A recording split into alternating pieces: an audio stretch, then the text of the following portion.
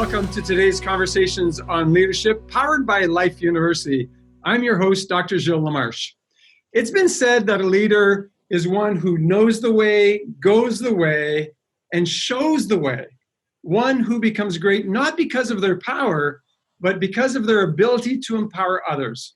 No one I personally know better exemplifies this statement than Life University's fifth president, a gentleman who holds a PhD in applied physiology from the University of Minnesota, a doctor of chiropractic degree from Northwestern Health Sciences University, a master's in science and exercise physiology, and a master's of education in educational administration. In addition, today's guest is the only chiropractic college president to hold the Diplomate of Chiropractic Philosophical Standards. It's great and a true honor to welcome Life University President, Dr. Rob Scott. Dr. Scott, welcome to today's Conversations on Leadership. Good morning, Dr. LaMarche. How are you today? I am fantastic. It's, this is going to be a great short interview, and I know you're going to bring a lot of wisdom to individuals looking to lead their lives from a place of lasting purpose. So let's get right to it. Okay. You've led Life University successfully through one of the most difficult crises in modern history.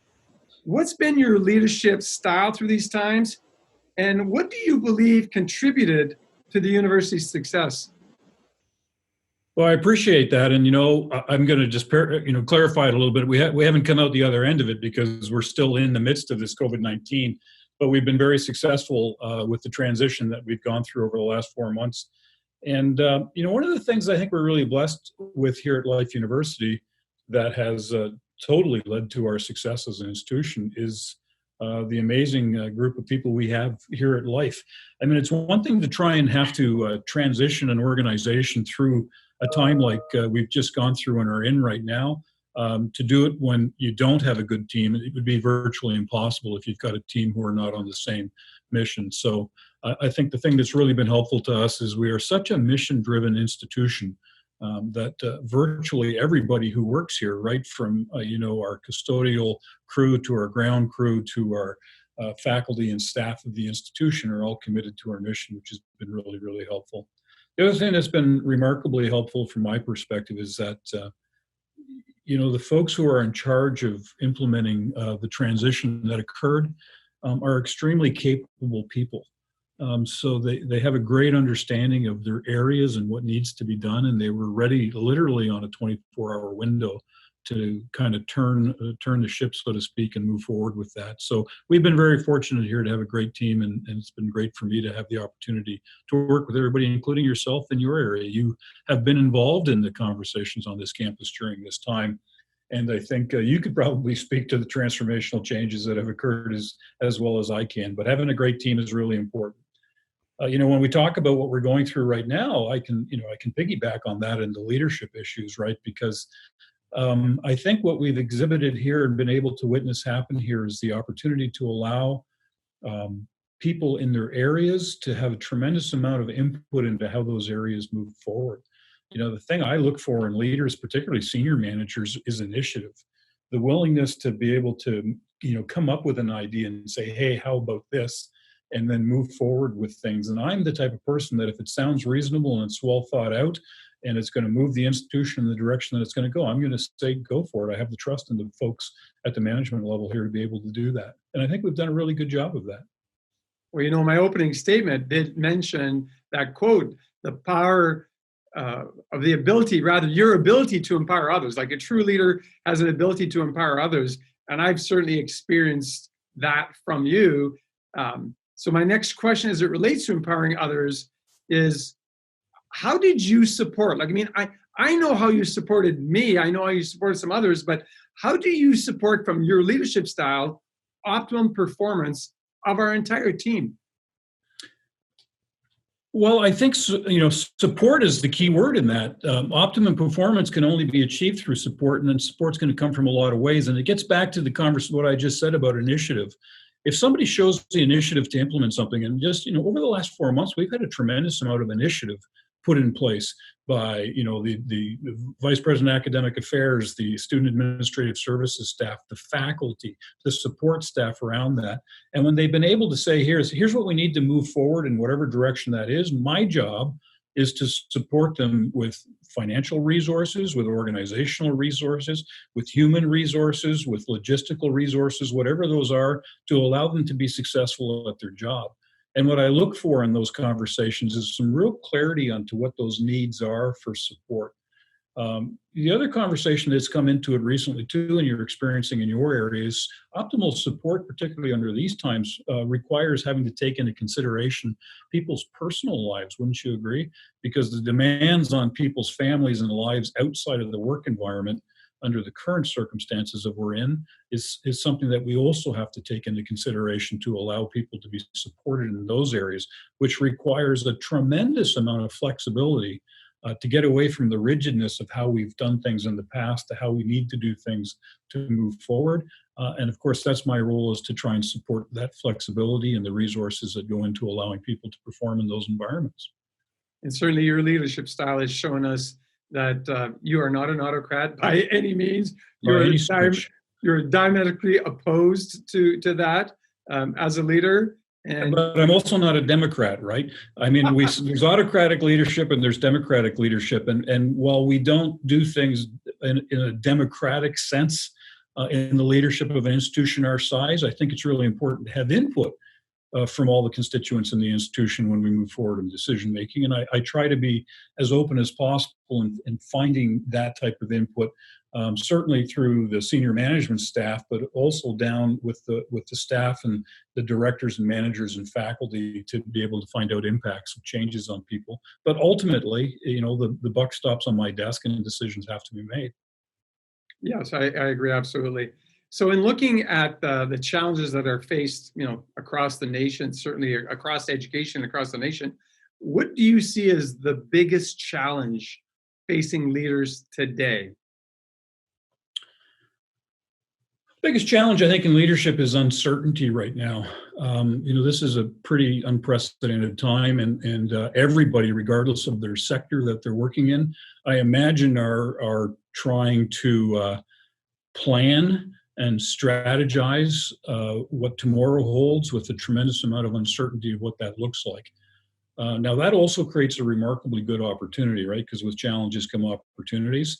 And I think what we're seeing now, and I know certainly in higher education, and I can't speak to other sectors, but I'm sure some of your guests will be able to, is the opportunity now to because of this uncertainty, we have to look at our whole industry from a perspective of, well, how do we now provide our services and our products within an environment that's very uncertain as to the old ways of doing things. So we can't just sit around and say, okay, I can hardly wait till the old days come back.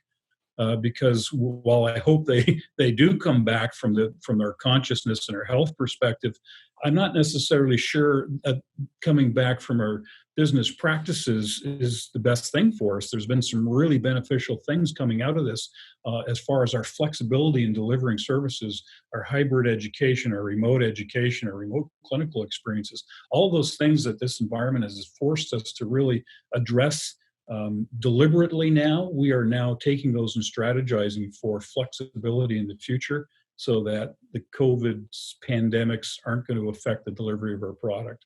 So again, uncertainty, but that allows us to develop interesting strategies moving forward that accommodate for that.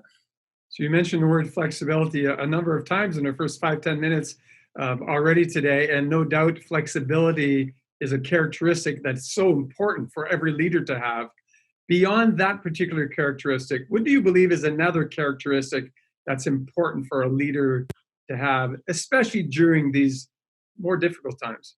Well, I would say especially during these times, but I'd also like to suggest that it's an important characteristic for all times. And I think empathy, compassion. Here at Life, we have compassion and integrity training. It's kind of a basis for our lasting purpose of compassion, reconciliation, forgiveness. And as you know, our leadership team have all gone through these trainings. And when you look at situations and decisions through a lens of empathy and compassion, particularly difficult decisions that inevitably have to be made, I think it creates a really interesting environment. And it's certainly an attribute that, as we've focused on it in our institution, we've seen the effects of it in a very positive manner. Our ability gets to the flexibility and the issues that people face outside of the work environment and how we can adapt to that. has been really important. I've often wondered what particularly for-profit sectors that are driven by bottom line and stakeholders, et cetera, would be like if the industry was driven from a perspective of empathy and compassion, trying to balance that with the bottom line of returns. It might be a very different environment, different world we live in if that were the case.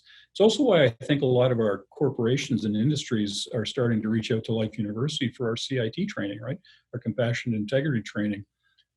Those folks are working a lot with local companies to try and build those secular values into business practices, which has been a really interesting thing to observe. So compassion certainly is a talent that you have, because you live it every single day. And I hadn't thought of asking you that question, but since you talked about compassion integrity training, local companies and beyond, are you able to talk a little bit and share with this audience the work that Life University is going to be doing with UNESCO? Is that an appropriate question to ask at this time? Yes, although I would encourage you to ask it of Dr. Carlin if you get the opportunity to speak to him about the program in specifics. But obviously, Life University is very deeply committed to the issues of compassion and integrity training for the Center for Compassion, Integrity, and Secular Ethics. It's what launched the Shalon Project, our education for incarcerated students here in the Department of Corrections.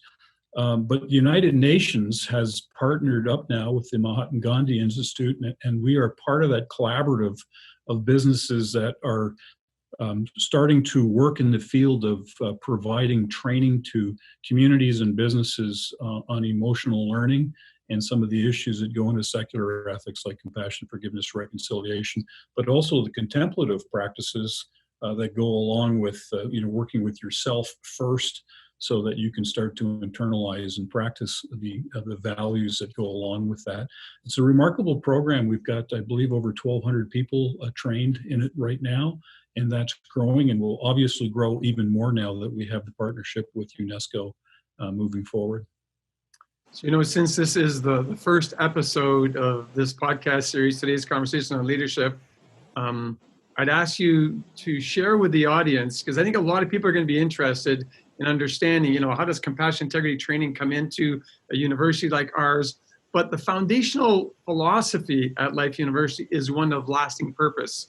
So if you would share the leadership style that allows you to function and allows others to function in this state of lasting purpose, to give, do, love, serve from abundance with no expectation of return. What does that mean in the corporate world, if you like, and how powerful that is as a philosophy to live every single day? Well, I think it's really important, and I kind of alluded to that before. I mean, we have a tendency in the corporate world to approach businesses from purely a monetary and kind of a procedural perspective, an HR procedural perspective as it relates to laws and regulations within the HR world. And often what's missing from those conversations are the issues of compassion and empathy that go into the considerations on those levels. So, I mean, the whole program is geared to provide people an awareness. The lasting purpose, as you mentioned, is kind of one of our values here at Life. It's not kind of our value, it is our value here at Life University: to give, to do, to love, to serve. So, I mean, at the very basis of that motto, of that value for us, is compassionate integrity training.